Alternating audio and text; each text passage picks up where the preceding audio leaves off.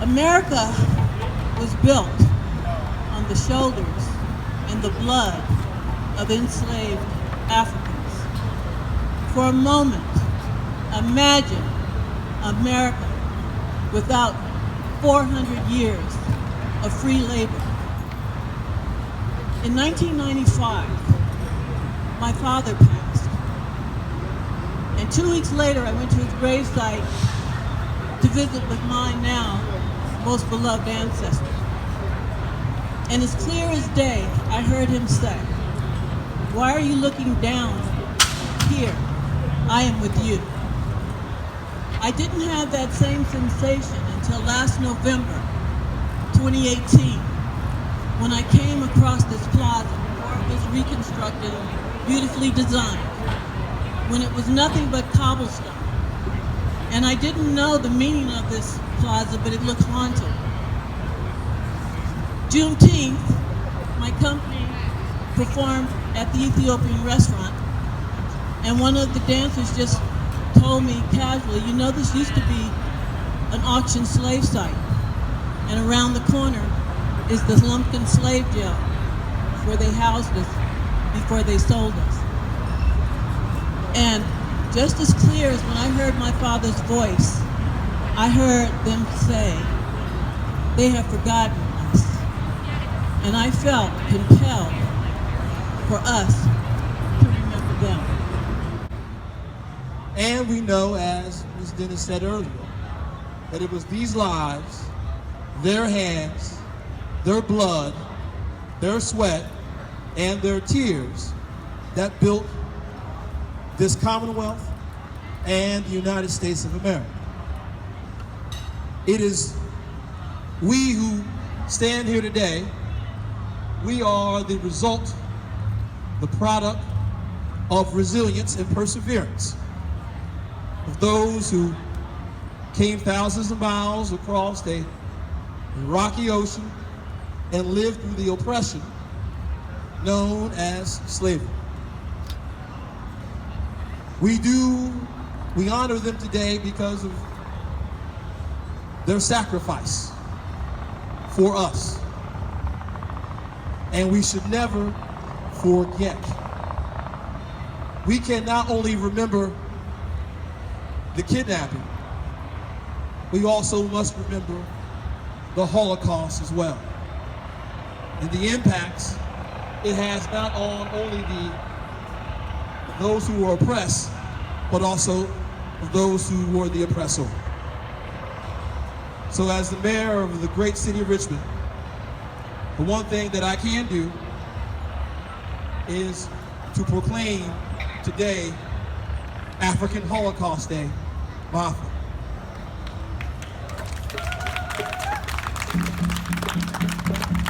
And the proclamation reads as, whereas the African Holocaust is the historical and contemporary genocide against the mental and physical health of the African people, and the effects of this genocide impacted all areas of African life, including self-determination, identity, agency, rites of passage, culture, heritage, tradition, and freedom.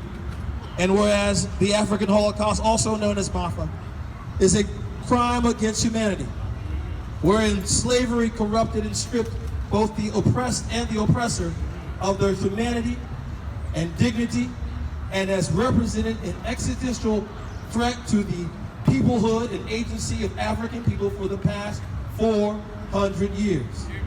And whereas we acknowledge that the African Holocaust and the contemporary slave trade in Africa represent some of the most horrific, oppressive, exploitive, and traumatic events in the history of humanity, and whereas the African Holocaust Day serves as a remembrance of the pain that enslaved Africans endured, and serves as the call to action of healing, truth, reconciliation, and transformation, and whereas this day of remembrance urges us to be intentional.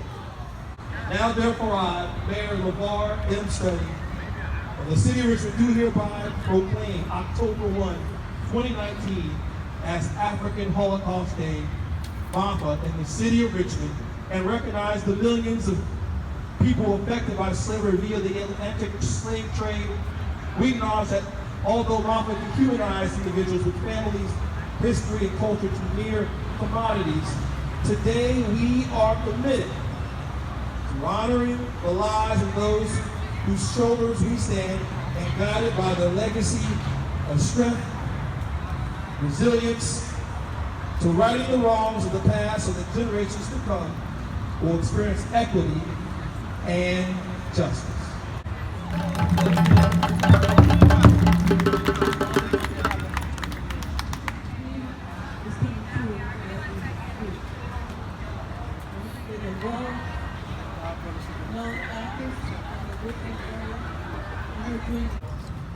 And I'm a shrine worker in the Akan tradition of Ghana, West Africa. So as we open up this very important program and ritual, I will pour a libation. I'll be using the word of prayer. I'll be using the words of our people back home in Ghana, the Akan, the Ashanti. I'll be speaking in Tree, the national language of our people back in Ghana. I'll be calling upon our ancestors, the universal forces, the Albasum, the Orisha, the Neter, all of those ancestral spiritual forces that make us African people. When I get to the middle part of the empire of the libation, I want you to call upon your ancestors and our national heroes. Because we survived this thing. We survived it. In order for us to survive it, our ancestors had to be strong. Because we're right here in the middle of ground zero. Ground zero. There were oxygen blocks all around this area. Okay?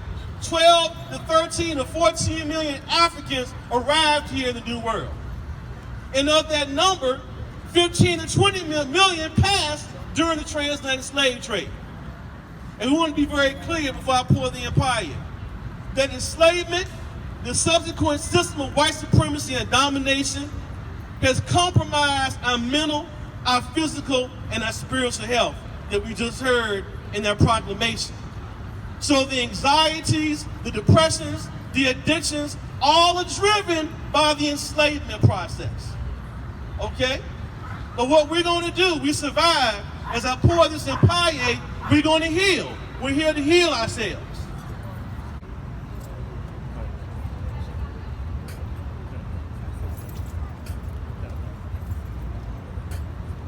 When I say I go, you say I may.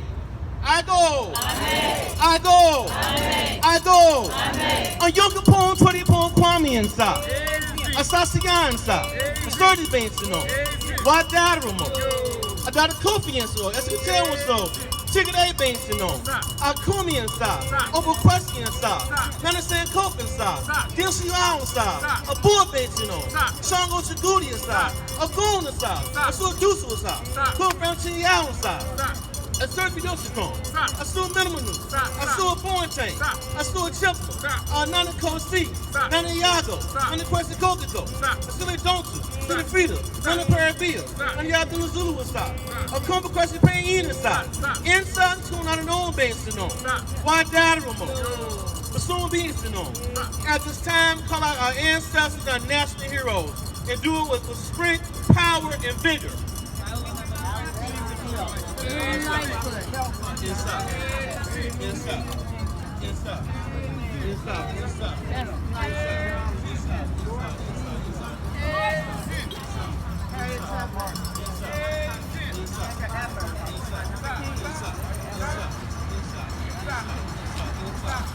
Not unknown name and unnamed. Not unknown are the Maroons, the outliers. All the Africans who were brought here that resisted white supremacy and domination. For the Africans that resisted in Maryland, in Virginia, in North Carolina, in South Carolina, in Georgia, in Florida inside, in Alabama inside, Mississippi inside, Louisiana inside, Texas inside, Oklahoma inside, Arkansas inside, Missouri inside, Kansas inside, Tennessee inside, Kentucky inside, West Virginia inside, the Africans who resisted in Jamaica inside, in Haiti inside, in Trinidad inside, in Puerto Rico inside, in Barbados inside, the Africans who resisted in Brazil inside. inside, in Mexico inside, in Costa Rica inside, in Nicaragua inside, in Panama inside, the Africans who resisted in Suriname inside, in Guyana inside, in French Guyana inside, in Uruguay inside, in Paraguay inside, in Bolivia inside, in Ecuador inside, in Chile inside, in Peru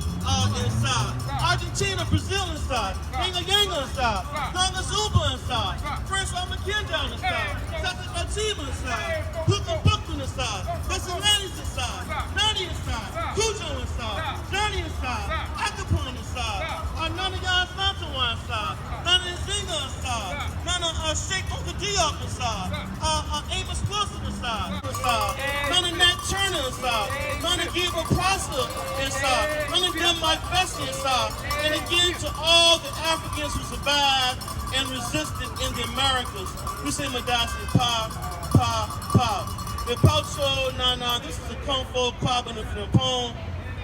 Coming on behalf of the Uncobia and South Society, coming on behalf of all the Africans that survived the Middle Passages, of being in the bottom of slave ships, lying in their own piss, their own vomit, their own shit, the dead bodies, the Africans who jumped over the side of slave ships to free themselves from the British, the Portuguese, the Dutch, all those European invaders that came to our homes.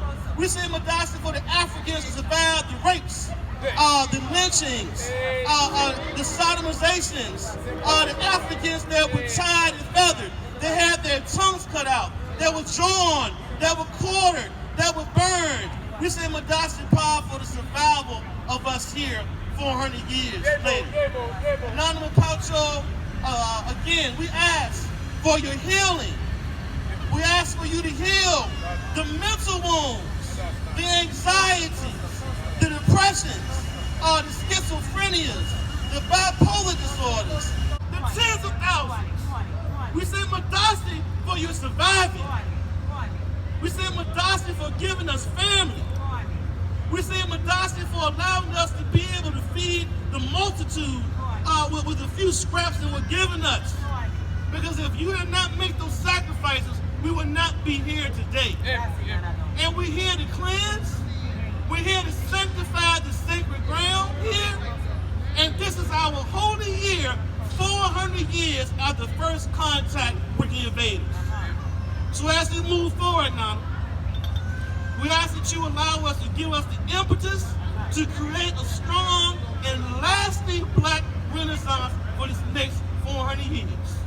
And we finally ask, Nana, we ask all of the ancestors, all our family ancestors, and all our national heroes to give us the strength to bring back traditional African culture in its most complete, its most uncompromised, its most unadulterated form. Madasi, Madasi, Madasi.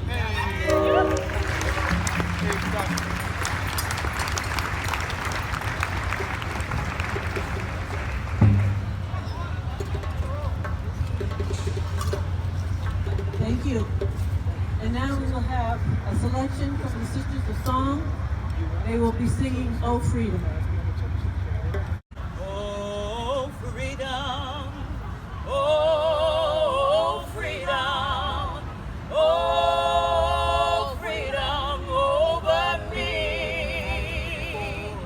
And before I'll be a slave, I'll be buried in my grave and go home to my Lord and be free.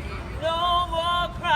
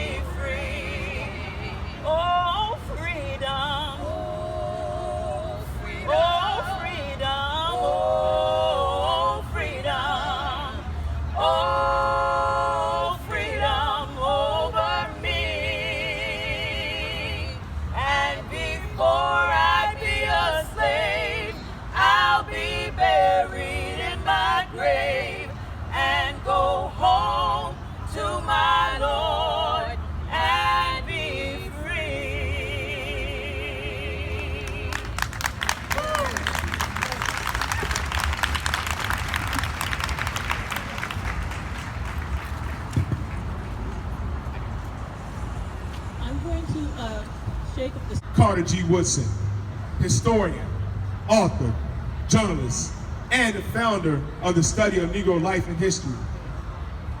He made this claim after studying the educational system. And what I would want you to do, not now, at another time, is just Google, who's the founder of science, mathematics, and technology? And I bet you have a guess of who comes up. But I came here today to proclaim the truth.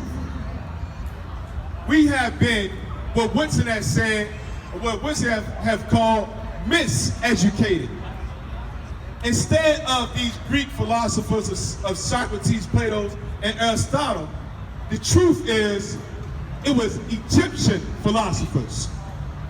It was the Egyptian who created the theorem of the square of the hypotenuse that you all learned in school, the Pythagorean theorem.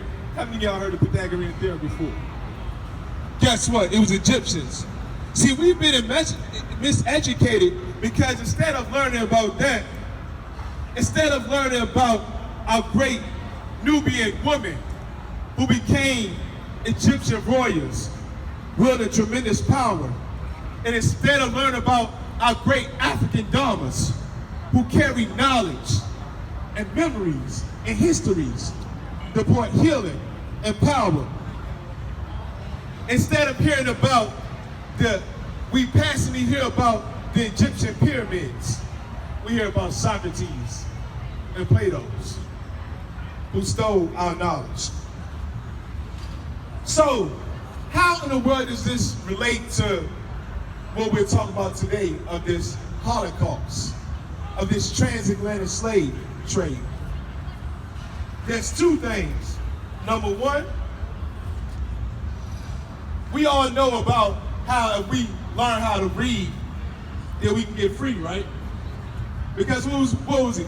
It was illegal for the enslaved to learn how to read. We learned that already, right? But what we may not be aware of is Black history, unfortunately, has started with slavery, right?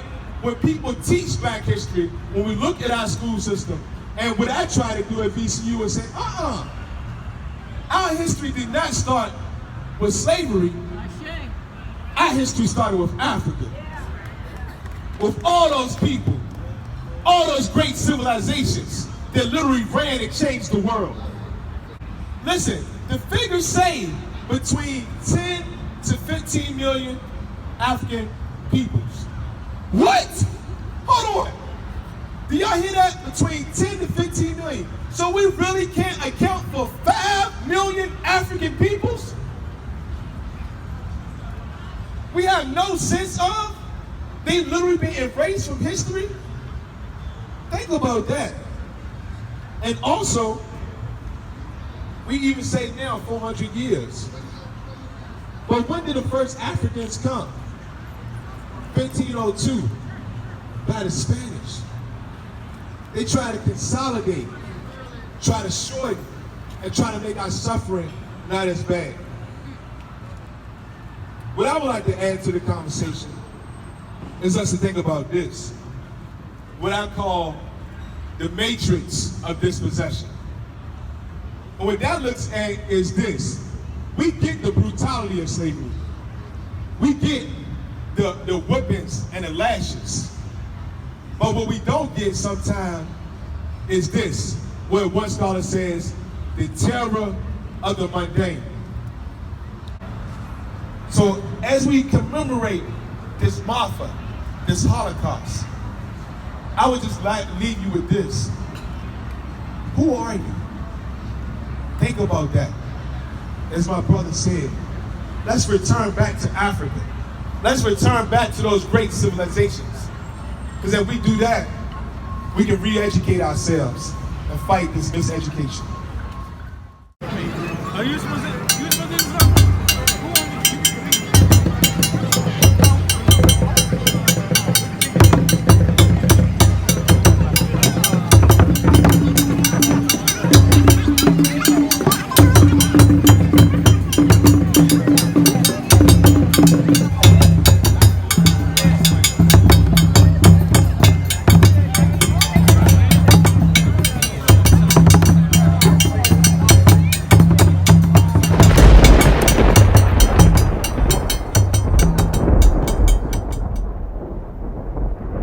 Privilege by Kyla Lacey.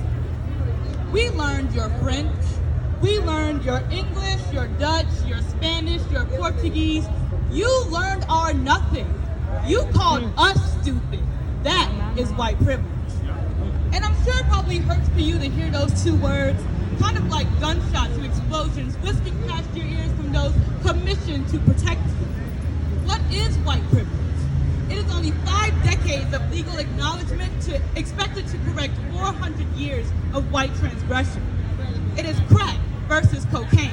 Blacks receiving 20% longer sentences for the same exact offenses. Or like, for instance, a black man without a record is less likely to get a job than a white felon.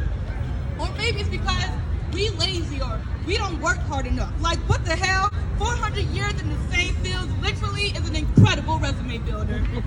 It is Katrina answering the government's prayers for eugenics. Dick Cheney going fishing the next day. Condoleezza on a shopping spree. Bush in San Diego. But Kanye is the one you call crazy because it only took the U.S. 2 days to get aid to Asia, but 5 days for FEMA to get to Canal Street and Esplanade. It is the one black kid who beat the hell out of the odds, but only think to Michelle Pfeiffer and White Shadow and Sandra Bullock, so now we all can make it. It is the one time thousands of white people are cheering for a black kid to win in a stadium. It is you looking at me crazy if I told you to go back to Europe, even though we didn't have a say and your great-grandparents came here willingly. It is you all of a sudden have a problem with immigration, like this isn't even your nation. How the hell do you discover something that wasn't missing in the first place? You Columbus our traditions. Got white girls twerking in high definition with multicolored nails and purple hair, but it was ghetto when we did it. Am I making you uncomfortable? Try a cramped slave ship. But wait, slavery is over now. No, it's just called the prison system. Because you're not racist because you don't use the N-word, but you was using niggas every day. But what is white privilege? It is bombs over Baghdad, but not over Boston. It is European history being taught as a major and African as an elective. It is learning about my people 28 days like I'm not black every damn second.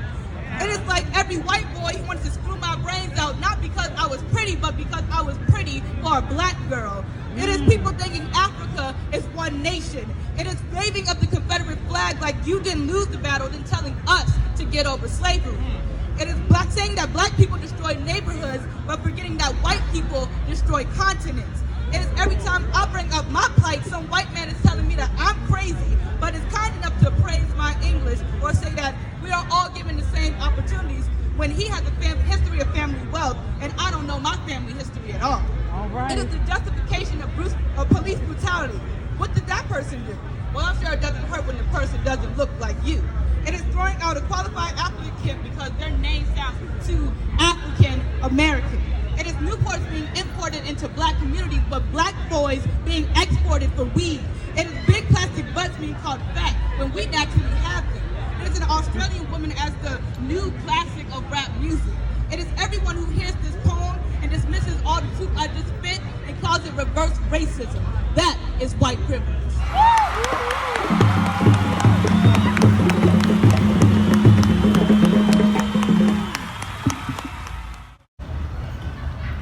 Breathes the skids with the sweat of slaves. And many people say that Mr. Harvey is probably the most honest white man in America.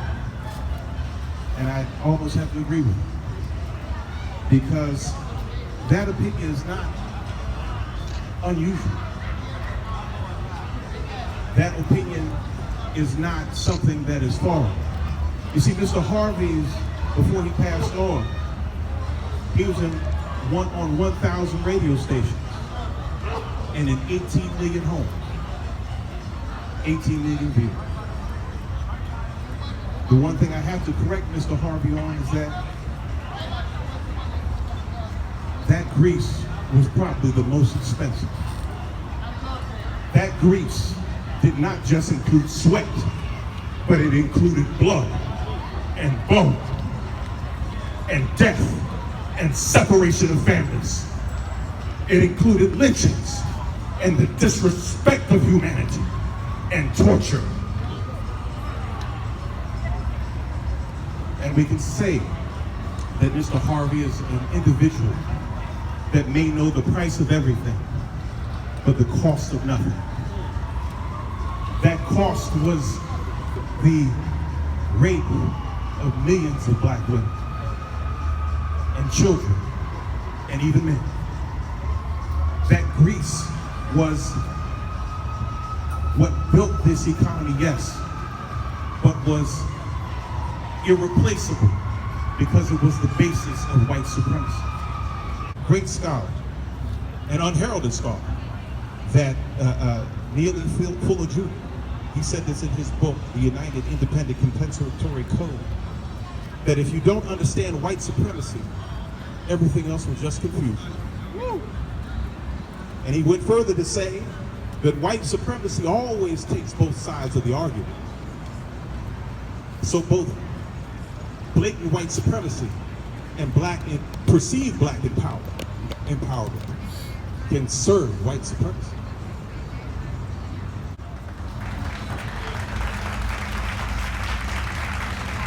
Good afternoon or good evening. Certainly want to honor Mrs. Dennis and, can hear, can you be closer? And EZIBU MUNTU founder, who has come back to recreate and continue the work that has been done for years. And we thank you for your continual contribution to tell the truth about our history, to make those who have gone on relevant in history. And so we say to you, thank you again, we appreciate you, and we come today to remember. As we look at the 400-year commemoration of the first recorded, not the first African, but the first recorded Africa that we know that came into Virginia. And we're not doing it for ourselves necessarily, but it's important that generations that are yet to come will know their history, will know the contributions of enslaved Africans and African Americans. It is so important that we work day and night to tell the truth, to find those authentic sites in which the pathway and the blood of those who were slaughtered tread. We must do it. There will be no one else. We are the ones, there's the past, there's the present, and there's the future. We must work night and day to make sure that the stories are told, that the authentic sites are recognized, and that we honor those who have gone before us. That's right. People say, well, why do you work so hard? Why do you do this work? There's only but two reasons that I have tried to commit myself to this. One is to remember those who have gone on. They have already treaded the pathway. They have already fought the good fight. They have sacrificed. They have died. They have been brutalized. They have been lynched. They have, you name it. They have had to deal with it. And so I want to continue to make sure that we remember and honor them. But there's a generation yet to come. And on this bridge, there's a past, there's a present, and there is a future. The future generations must know more than we know in terms of our history. And so the only one who's here to tell the story will be those of us tonight who are sitting here, those of us who can tell our children and our grandchildren about the contribution of our people. And so you have an obligation, just as those who have sacrificed, we have an obligation to make sure that this history is told and that is unearthed and that authentic sites are realized so that children, like that little girl right there, which is my granddaughter, that she would know the truth about the work and about the contributions. Okay? Yes. We hit every continent in this world before we came to this one in bondage or enslavement. So we are now in our village. You are among us. And we are celebrating because we celebrate everything. And anytime we get get a chance, we do it with rhythm, dance, and song. We do it with a dance called Manjani. This is our celebration. Manjani is a dance of rites of passage, honoring and remembering your elders, paying respect to those who taught you and showing that you have learned.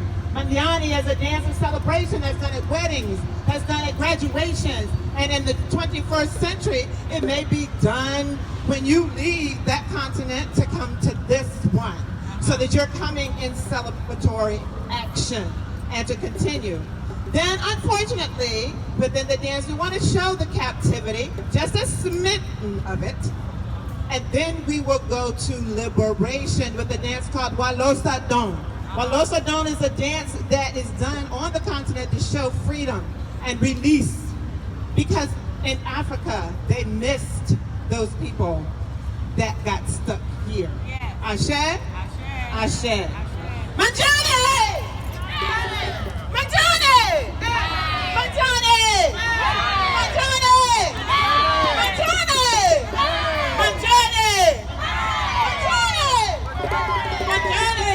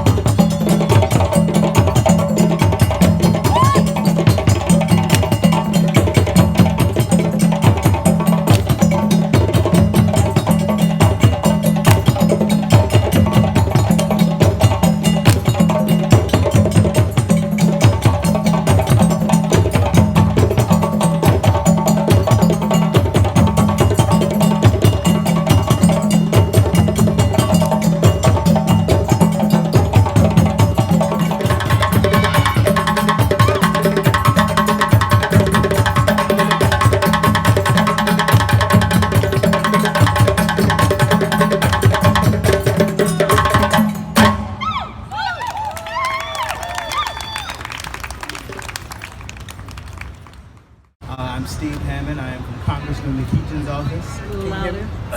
Speak right in the... You can hear me? Okay, good. There we go. I am Stephen Hammond. I am here on behalf of both Colette and Congressman McEACHIN. They bring love and greetings. It's a pleasure for me to join you. Thank you for the invitation. We appreciate that. To commemorate the 400-year anniversary of the African Holocaust and the transatlantic slave trade. I want to thank the EZIBU MUNTU African Dance Company and all the attendees for organizing this convocation to designate today, October 1st, as an annual day of reflection, reconciliation, and healing. To honor this important event, my boss, Congressman Donald McEACHIN, submitted a statement into the congressional record. Since the first meeting of the U.S. House of Representatives in 1789, there has been an official record of each day of congressional business documented in the Congressional Journal, including speeches, motions, votes, and other legislative items. The Government Publishing Office and the Library of Congress publish these records both in hard copy and online. And I wanted to share with you what the Congressman has submitted today, and in days to come, you will be able to find this document online. Madam Speaker, I rise to recognize the EZIBU MUNTU African Dance Company and all the attendees of the Remember Them convocation on October 1st, 2019, which commemorated the 400-year anniversary of the African Holocaust. The EZIBU MUNTU African Dance Company has helped increase awareness about the transatlantic slave trade, and I am grateful for their efforts in organizing this important commemoration. The 400-year African Holocaust commemoration is an opportunity to mourn and reflect on the enduring impacts of the transatlantic slave trade and to celebrate all that our community has overcome and achieved since 1619. We must always remember those who were affected by this horrific and painful chapter of history and learn from our shared past. As we reflect, let us honor the resilience of our community and reinvigorate our commitment to justice. The Library of Congress and online in a few days here on going forward. So thank you so much for having us. I appreciate it.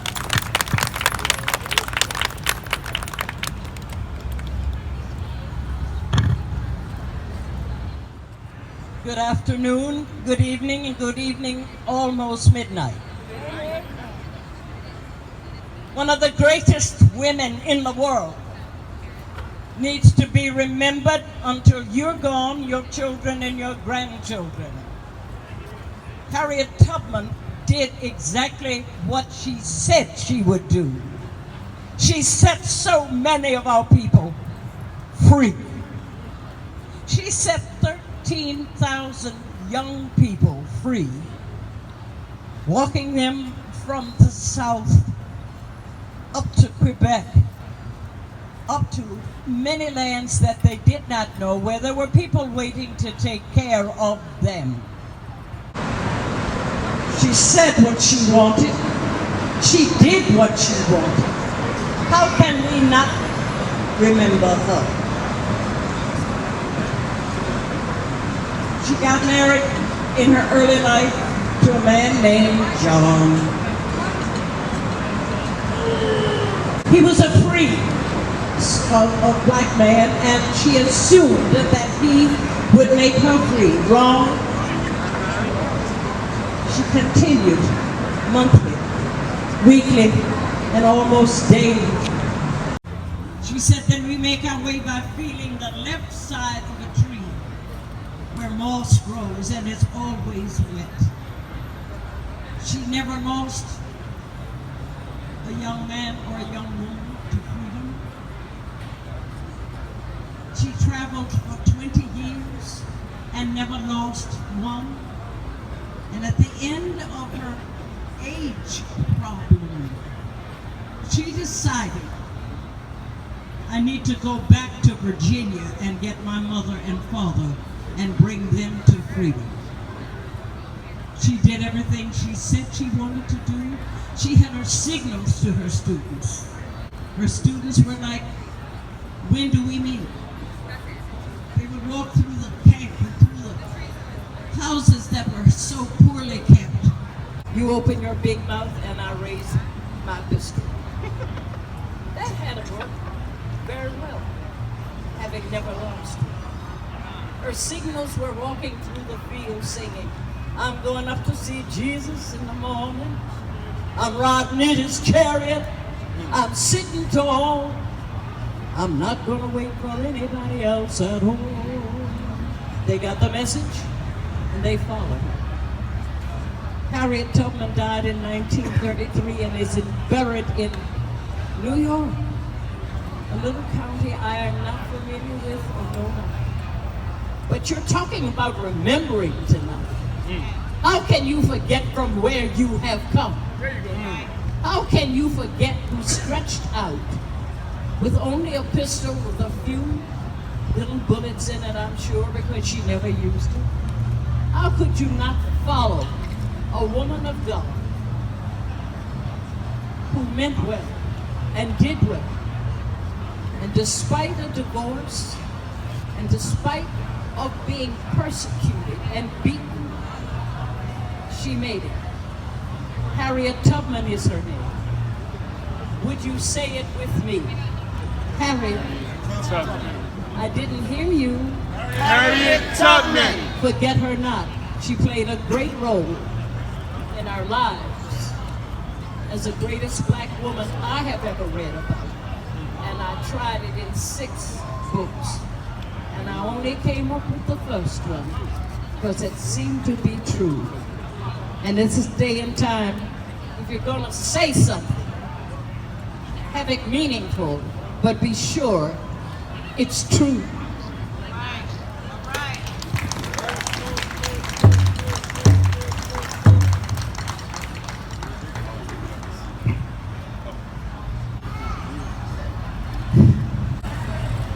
We received a very special letter a week ago.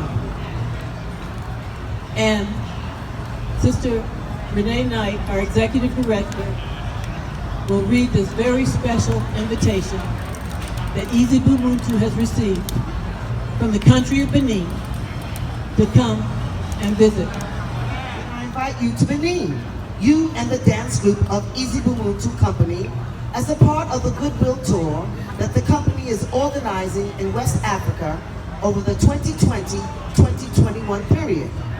Benin is honored to welcome one of the legs of the tour. As you may know, my country was affected from the 17th through the 19th century by the slave trade towards the American shores. The last known survivor on the transatlantic slave ship that reached the United States of America in 1860 was taken away from a village currently named Benin. This trip on the land of the ancestors of numerous African Americans will be a source of inspiration. For the members of your dance group who would go through the experience and improve their know-how.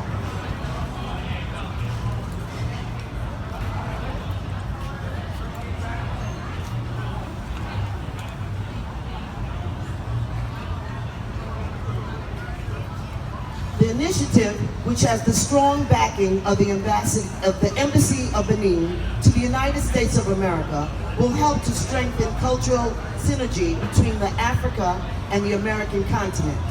The embassy could, when the time is right, provide administrative support necessary to make this tour a success. I will end by wishing you good preparation for this upcoming exciting adventure. Please accept, Madame, the assurances of my highest consideration. Thank you. Space, okay? These auctioning blocks that we were sold on by the thousands. And lastly, when you come down here to eat and drink and be merry in many cases, sit out some food for your ancestors on one of these corners here from your plate. Okay? Pour a short libation on the ground. Because again, this is sacred ground down here.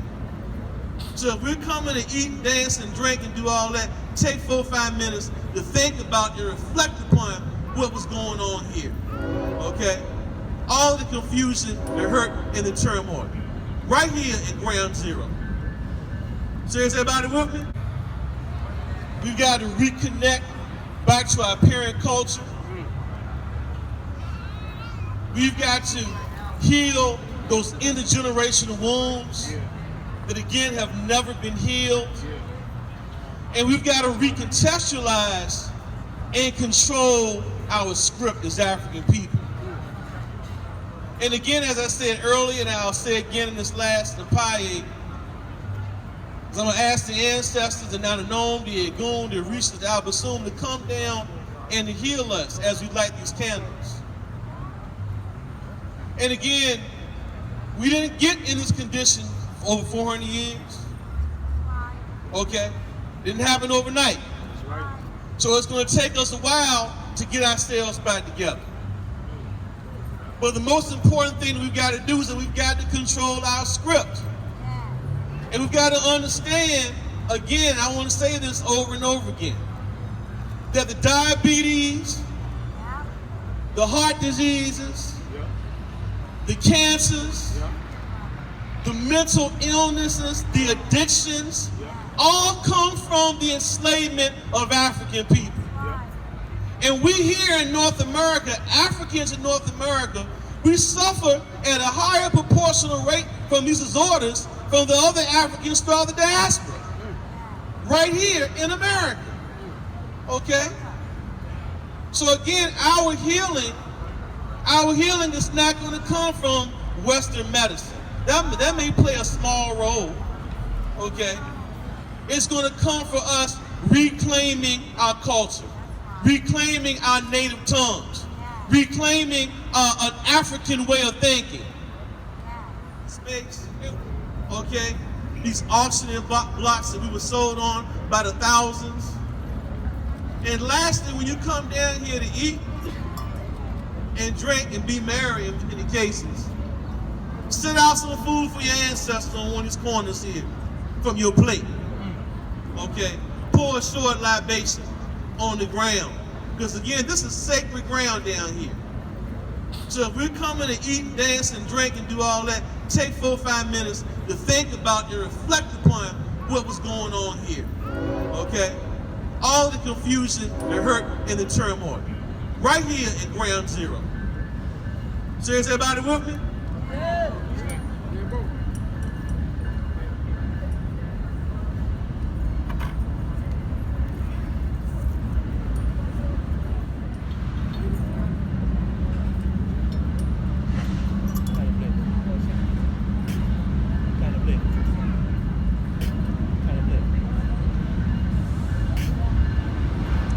I go. A yoga pon 20 pon kwami insa. A sasiyansa. A surgery bensin on. Why darumo? Got a coffee in so that's the tell one so take it a bensin on. A kumi insa. Over question inside. Nana San Coop inside. Dinsiyan inside. Boy bensin on. Shango Sagudi inside. A goon inside. A so dusmo inside. Court from Tiao inside. A surgery horses come. So Avenue. I saw Minimal New, I saw Boateng, I saw Chipper, Nana Kosi, Nana Iago, Nana Kwesi Kodiko, Silly Johnson, Tita Fita, Nana Parabia, Nana Yabdin Zulu inside, a Kumba Kwesi Payne inside, inside is not an own base, no, why Daramo, but so be it, no. Again, call out your ancestors, not national heroes.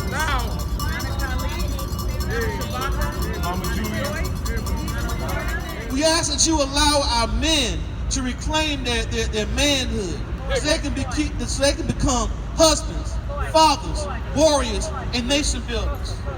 We ask that you allow our women to reclaim their womanhood, so they can be wives, mothers, warriors, and nation builders.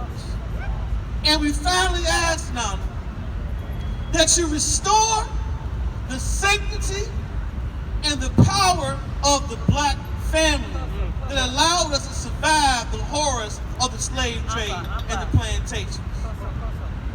And we finally ask now, again, as we heal, as these candles are burning bright, we ask that you allow us to bring back traditional African culture to its most complete, its most uncompromised, its most unadulterated form. We say Madasi Pa Pa Pa, Madawasi Dio.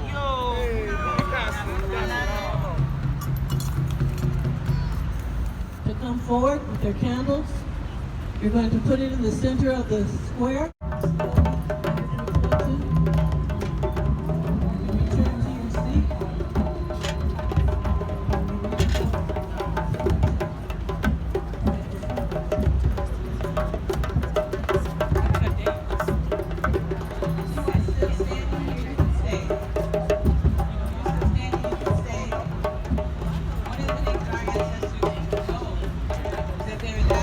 So in this medicine that Nana Sam Cook has given to us, we will share that now. I was born by the river in a little tent, and just like the river, I've been running ever since. It's been a long time coming, but I know change gon' come. Oh, yes it will.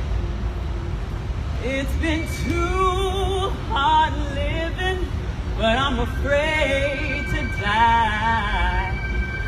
I don't know what's up there beyond the sky. It's been a long time coming, but I know change gon' come. Oh, yes it will.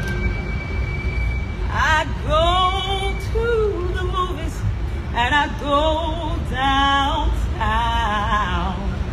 Somebody keeps telling me, don't hang around.